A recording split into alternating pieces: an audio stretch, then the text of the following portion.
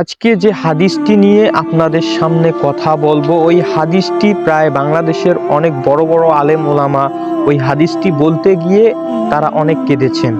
কেন তারা কাঁদলেন, কি এই হাদিসে রয়েছে, আজকে আমি সেই হাদিসটি আপনাদের সামনে বলবো।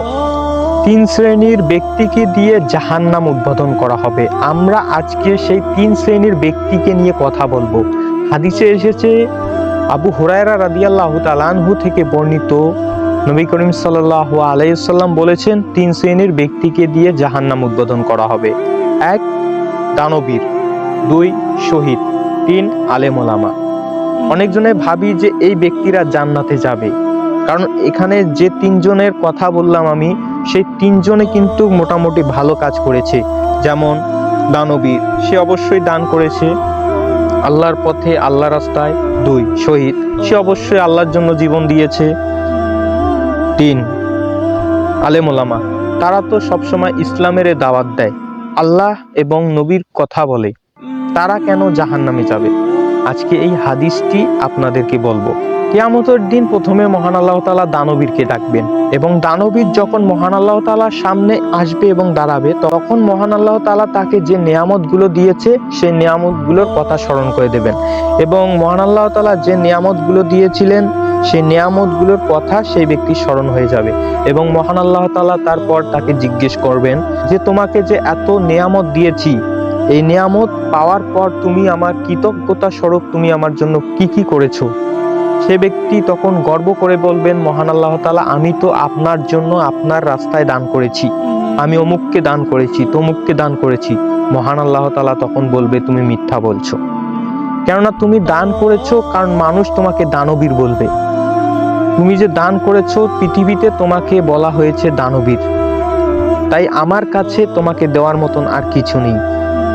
তখন মহান আল্লাহ তাআলা ফেরেশতাদের আদেশ করবেন, এবং ফেরেশতা সেই লোকটিকে টেনে হিঁচড়ে উবুদ করে জাহান্নামে নিক্ষেপ করবেন।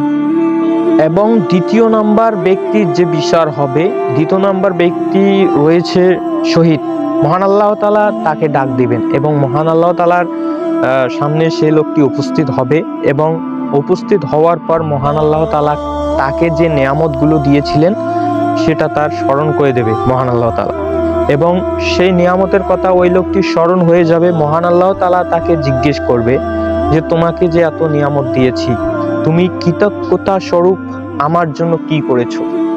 সেই লোকটি বুক উঁচু করে বলবে, মহান আল্লাহ তাআলা, আমি তো আপনার জন্য আপনার রাস্তায় জীবন দিয়েছি, আমি দেখা গেছে যে অমুক লোককে বাঁচাতে গিয়ে জীবন দিয়েছি, আমি দেখা যাচ্ছে যে ভালো কাজ করতে জীবন দিয়েছি। তখন মহান আল্লাহ তাআলা বলবে যে তুমি মিথ্যা বলছো, কেননা তুমি জীবন দিয়েছো মানুষ যাতে তোমাকে শহীদ বলে, আর মূলত শহীদ তোমাকে পৃথিবীতে বলা হয়েছে। তোমার যা পাওয়া সেটা তুমি পৃথিবীতে পেয়ে গেছো, সুতরাং আমার কাছে কিছু নেই তোমাকে দেওয়ার জন্য। তখন মহান আল্লাহ তাআলা ফেরেশতাদেরকে আদেশ করবেন যে ওই লোকটিকে ধরে টেনে হিঁচড়ে জাহান্নামে নিক্ষেপ করতে।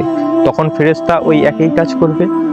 তারপর মহান আল্লাহ তাআলা 3 নম্বরে আলেম ওলামাকে ডাক দিবেন, এবং আলেম ওলামা মহান আল্লাহ তাআলার সামনে উপস্থিত হবে, এবং মহান আল্লাহ তাআলা তাদেরকে যে নিয়ামতগুলো দিয়েছিল, যে জ্ঞানগুলো দিয়েছিল, যে মেধাগুলো দিয়েছিল, এগুলো নিয়ামতের কথা মহান আল্লাহ তাআলা তাদেরকে স্মরণ করে দেবে, এবং এই নিয়ামতের কথা তাদের স্মরণ হয়ে যাবে। এবং মহান আল্লাহ তাআলা তাদেরকে জিজ্ঞেস করবেন যে তোমাকে এত নিয়ামত দিয়েছি, তুমি এই নিয়ামত পাওয়ার পর মহান আল্লাহ তাআলার কৃতজ্ঞতা প্রকাশে কি কি কাজ করেছো?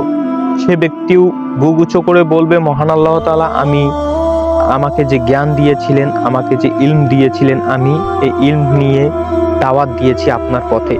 তখন মহান আল্লাহ তাআলা তাকে বলবে, তুমি মিথ্যা বলছো, দেখা গিয়েছে তুমি কোনো জায়গায় দাওয়াত দিতে গিয়েছো, কিন্তু অল্প টাকায় তুমি যাচ্ছ না, এবং তুমি বড় হতে চাইছিলা, বড় বক্তা, বড় আলেম হতে চাইছিলা, এবং পৃথিবীতে সেটা পেয়ে গেছো, সুতরাং আমার কাছে কিছু নেই তোমাকে দেওয়ার মতন।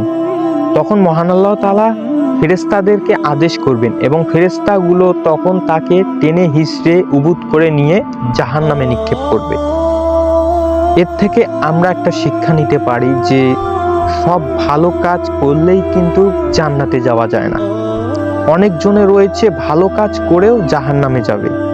তাই ভালো কাজ করার আগে আমাদের এই কথা ভাবতে হবে যে একমাত্র আল্লাহর জন্য সবকিছুই করতে হবে। আপনি যে কোনো একটা ভালো কাজ করবেন শুধু আল্লাহর জন্য করবেন, আল্লাহকে রাজি খুশি করানোর জন্যই করবেন। যখন আপনি লোক দেখার জন্য ভালো কাজ করবেন, এর জন্য আপনাকে জাহান্নামে যেতে হতে পারে।